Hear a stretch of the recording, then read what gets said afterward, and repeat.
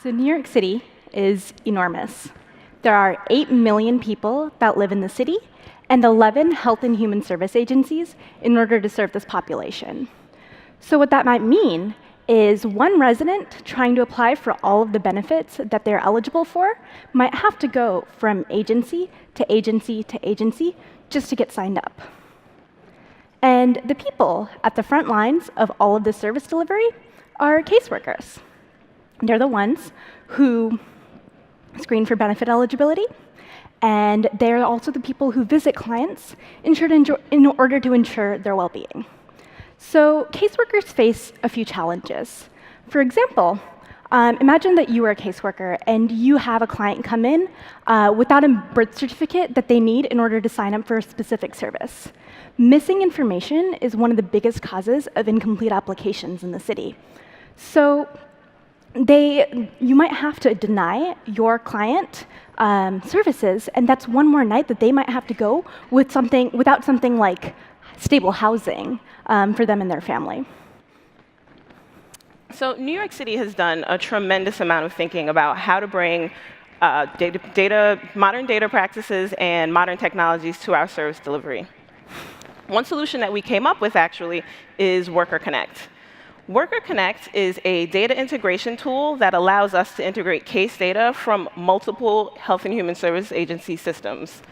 Clients are linked across those systems to form a holistic case file that allows our New York City caseworkers to view what services or what benefits a client might currently be receiving, what services they might need in the future.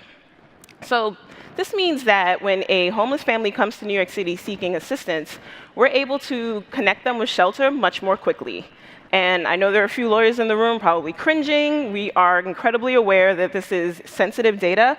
And so with that, we have a very vigorous policy and legal process that makes sure that we're in accordance with any applicable data sharing laws.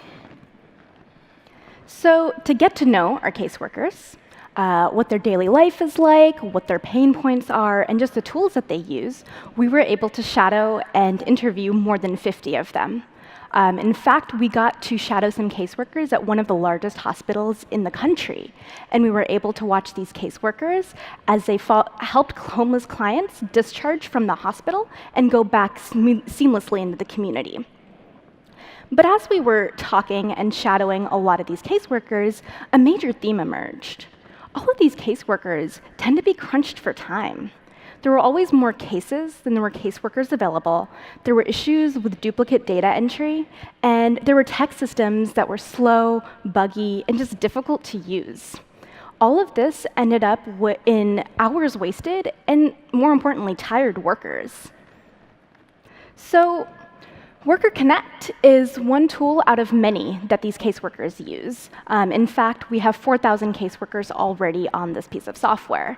And as we went in wanting to redesign it, we wanted to make it mobile responsive, and we wanted to have it be a cleaner, more useful interface. And the reason behind this is that we wanted our caseworkers to be able to make more informed decisions.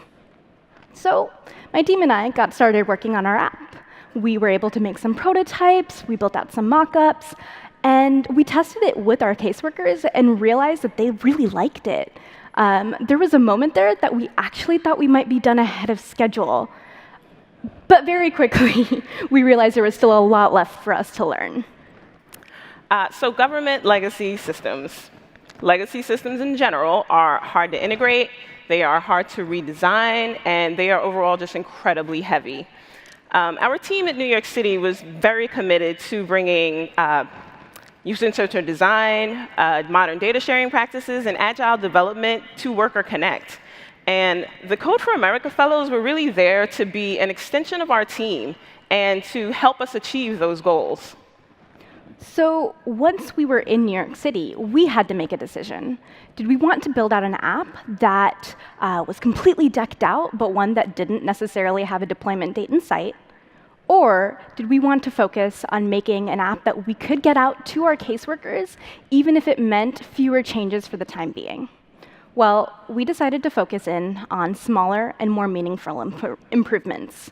And we were lucky enough to be working with city partners that were already using Agile product development methodology. So when it came time for us to change scope, they were right there with us, and we were able to pivot very quickly. So what does that mean now? Well, Worker Connect has been completely redesigned with a user-centered, taking into account all of the feedback that we did, or that we got from our caseworkers. Just to give you a little bit of context, this is what it looked like before. There was a wealth of data within the system, but it was just not accessible. There were caseworkers that didn't even know that there was information that was accessible through this piece of software. And this is what it looks like now. We focused in on readability and the organization of information.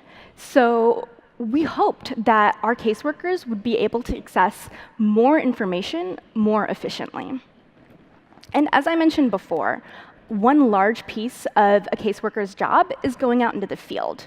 So they go out and visit hospitals, schools, and shelters, and we wanted to allow for a feature where our caseworkers would be able to access this information out in the field. So why does this all matter? The incremental, meaningful changes that we've made to a system that caseworkers use on a day-to-day basis has allowed them to use a more cleaner, more efficient tool. That means a missing child is found faster. It means a homeless person is connected to shelter more quickly. And ultimately, by supporting New York City's caseworkers, we believe we're supporting New Yorkers. And we've begun with the 4,000 users that use Worker Connect. Thank you.